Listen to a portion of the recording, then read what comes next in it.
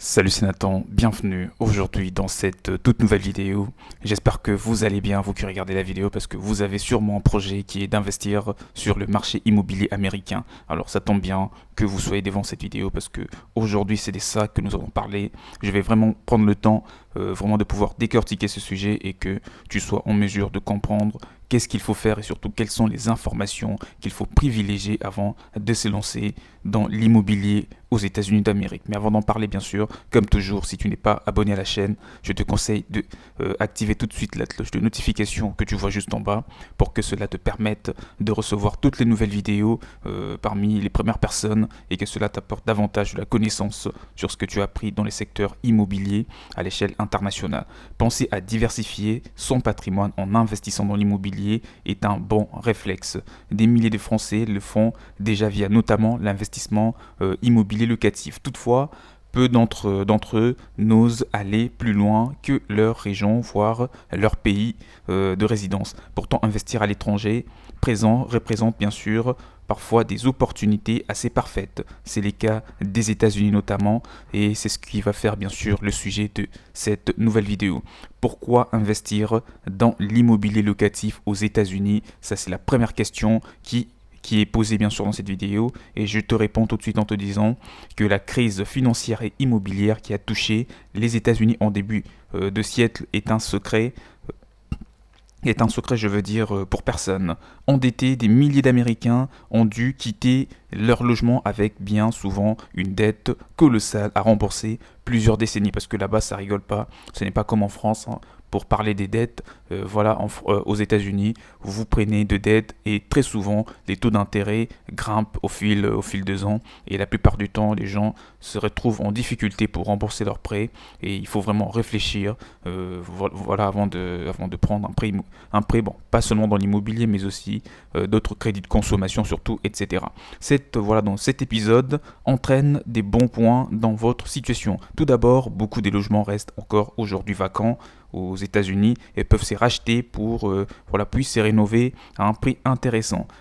Quant aux maisons ainsi que les appartements neufs, leur prix reste dans la majorité des villes assez bas. Concernant les habitants, certains ne peuvent tout simplement plus acheter à cause de leur situation financière, tandis que d'autres préfèrent éviter absolument les emprunts pour ne pas se retrouver dans la merde. Il y a donc beaucoup de locataires potentiels, des biens disponibles de qualité et une situation économique propice à vos investissements. En effet, les États-Unis ne sont pas morts après la crise. Avec des mesures efficaces, les pays a retrouvé sa situation d'antan. Avec un chômage inférieur à 5%, les locataires disposent des moyens financiers pour s'acquitter de leur logement.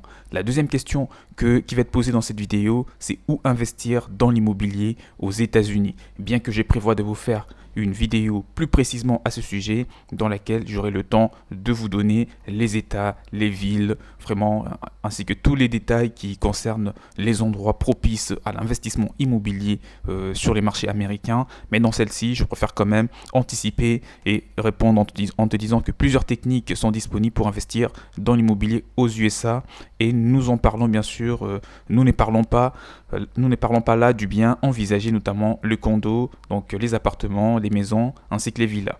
Pour le plus gros budget, acheter dans une ville comme la très chère New York assure de trouver, je dirais, rapidement et durablement des locataires. Parce que dans cette ville, il y a un pouvoir d'achat assez élevé, et ce qui veut dire que vous n'aurez pas du mal à louer vos biens immobiliers. Mais la rentabilité n'est pas forcément la meilleure, bien qu'il est facile de louer un bien immobilier. Il est parfois mieux de mettre son argent dans plusieurs biens et dans des villes moyennes pour doper ses revenus.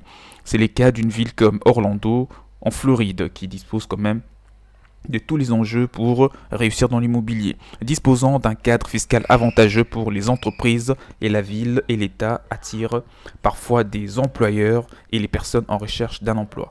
Évitablement, tous ces personnels a besoin d'élouer des biens immobiliers pour vivre dans la ville. Les marchés immobiliers est donc florissant, et en vous y prenant maintenant, les rentabilités locatives espérées vont bien sûr saliver.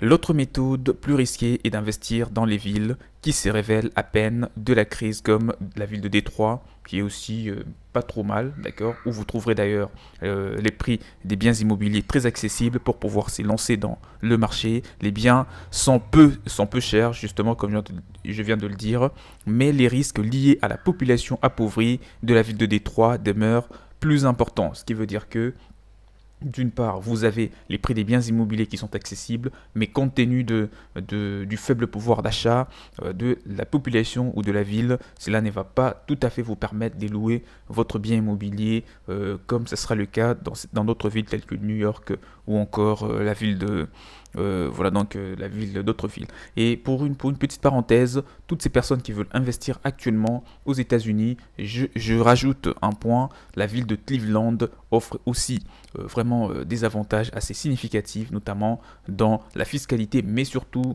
dans le prix des biens immobiliers, parce qu'aujourd'hui, les gens qui investissent, notamment les Français qui investissent aux États-Unis dans l'immobilier, ils sont pour la plupart du temps orientés vers ces villes, Orlando, en Floride, ou encore la ville de Cleveland, qui propose un marché immobilier assez dynamique, où les prix sont accessibles. Vous trouverez une maison individuelle pour moins de 50 000 euros en bon état, et bien sûr une rentabilité garantie après l'avoir acquis. Une vraie connaissance des quartiers s'avère alors nécessaire pour flairer les bonnes opportunités aux États-Unis. Nous arrivons à la fin de cette vidéo. Maintenant, c'est à ton tour de me dire dans le commentaire si tu connais une information qui devrait te partager à tout prix concernant les personnes qui veulent investir dans l'immobilier aux États-Unis. Je me ferai le plaisir de le partager pour en faire bénéficier à la grande communauté. Et n'oubliez pas, toutes ces personnes qui veulent bien sûr recevoir de nouvelles vidéos, de nouveaux contenus, vous n'avez qu'à vous abonner en activant la cloche de notification